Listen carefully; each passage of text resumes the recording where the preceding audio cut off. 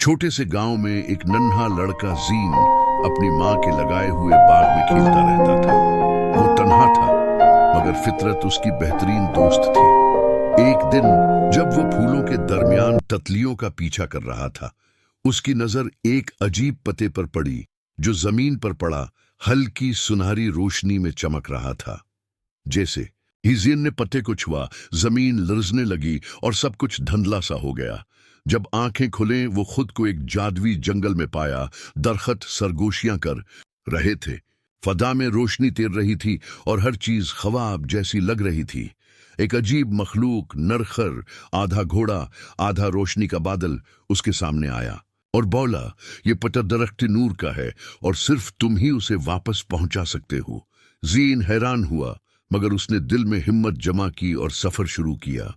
रास्ता आसान न था, उसे गहरे पानी, कांटों और सायादार राहों से गुजरना पड़ा।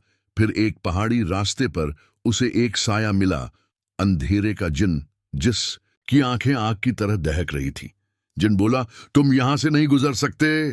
जीन डरा, मगर उसने सच बोला, मैं सिर्फ रोशनी का पता वापस करना चाहता हूं।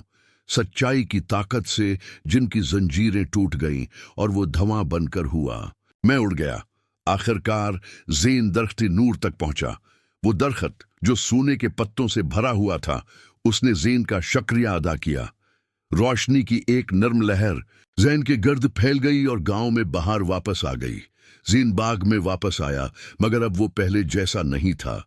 उसकी आंखों में एक नई चमक थी। वो अब सिर्फ बच्चा नहीं, फितरत का मुहाफिज बन चुका था।